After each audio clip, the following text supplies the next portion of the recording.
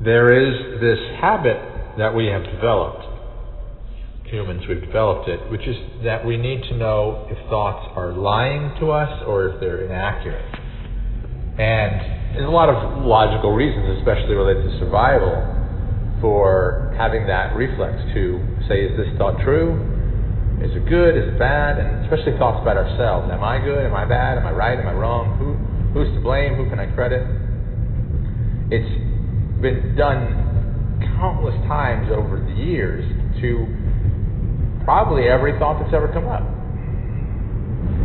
And it's lower consciousness to need to know the truth, because it affirms that, first of all, you don't have something you need, or right, so then therefore you're in a disadvantaged position. If we look at Hexagram 11, the bottom is 3 lines of yang, truth, pushing towards the heavens by trying to figure out how it all works, what I should do, how to avoid mistakes, whether I'm good or bad, whether I should be judged, whether I've been rejected, and that's why I'm on earth, how I can be accepted and get back to through the pearly gates. But on the top is receptivity, is beauty. So that is our signal that our objective is to find the beautiful and the good, not what's true. If we have a thought that says X is true, see there's some good and beauty in that, but then consider its opposite, right? Because its opposite is probably in the shadow, in the subconscious. Just find some good and beauty in that. You're not trying to figure out which one is wrong, which one is right, even though you may have a belief that, you know, certain thing is good and the opposite is bad. Just don't make that your business. You're not here to judge. You're not here to referee. All you're here to do is to just show up and see some beauty or goodness in what is arising, typically a thought, image, sensation, emotion. And if we do less than show up, then we're suppressing, right? We just don't want to feel the sensation, the ignorance, or the thought, or the emotion. We don't want to be aware of it, so that's tamas, right? And often that's related to negative adaptive child in transactional analysis.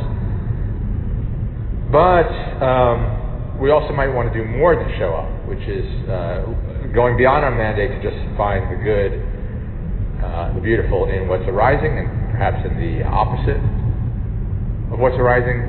Instead, we need to get more, or we need to protect what we have. And there are certain times there's good and beauty in tamas and rajas. The rajas, which is more than show up, trying to get something, or worried over losing something, or trying to keep something. And there's some good in tamas, which says there's no hope. You'll never get out of this, right? And it makes me think of the lion card, the strength card in the tarot, right? She's able to open the mouth of the lion because it's all sattva.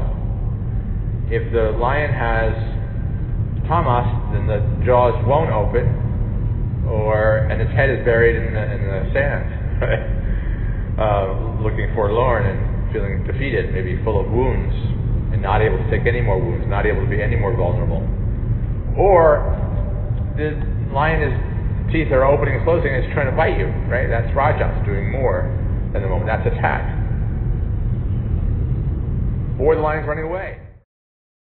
It's flight, or it is fight, that's rajas. If it's in freeze or fawn, fearful of being rejected leads to fawning and worrying about the image, then that's tamas. We see some good and beauty in both of those positions, and then we consider perhaps there's more beauty in the sattvic position. In sattva, you're not trying to determine the truth, you're purely receptive. You're just receptive to seeing some goodness or beauty in what is arising, and if you see none, then you are receptive, yin, to the inability to see the beauty and goodness. There's broken yin, which is negative adaptive child. It's trying to extend the olive branch out of fear, right? It's trying to make a connection or a union out of fear. There's a lot of attachment, some beauty in that, some goodness in that. Then there's the arrows in the other hand of the Great Seal of the United States, the eagle carrying the arrows. That's doing more than showing up. That's rajas. That's typically a negative free child. And then you're trying to invade boundaries. But sattva is the dropping of direction and boundaries. That's the pure yin. The broken yin, yang, yin, or tamas, rajas, sattva. You can create a grid to demonstrate what we're talking about. So it seems like we've been demoted if all I'm here to do, despite this beautiful brain, is to see the goodness and beauty in what's arising. But what a relief, right? If you really had to figure out what is true, am I good or bad, what should I do, that'd be a lot of stress. And it is a lot of stress for a lot of people.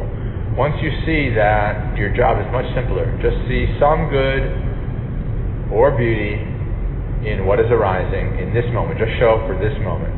And if that doesn't happen, if you forget, or you can't see any good or beauty, or you're carrying some kind of resentment or attachment or agenda or aggression or argument or judging or grasping, that's the trial and the return in the CTRB chart, in the CAGE chart, then forgive that. See some beauty in the ability to forgive the fact that you can't see any beauty.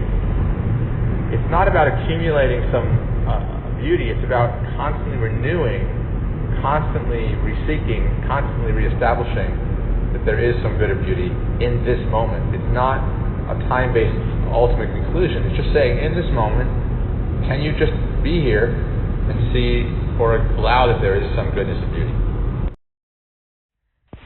The beauty and the confusion about who you are and what you should do. If you don't see beauty in that, then of course you're going to try to clear up the confusion by figuring out who you are, or pretending you know. And pretending you know what to do, or pretending you need to know what to do. And so you see the beauty in all of that as well.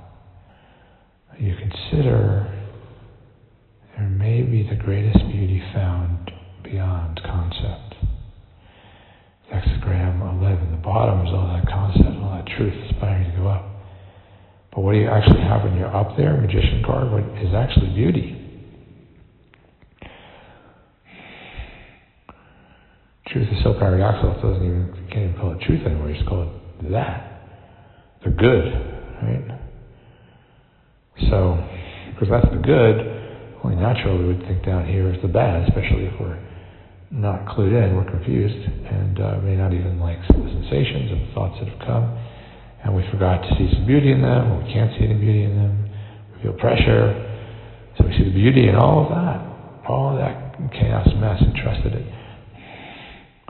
all makes sense in some way that we don't even need to know. We just have the right to quiet the mind for 20 seconds.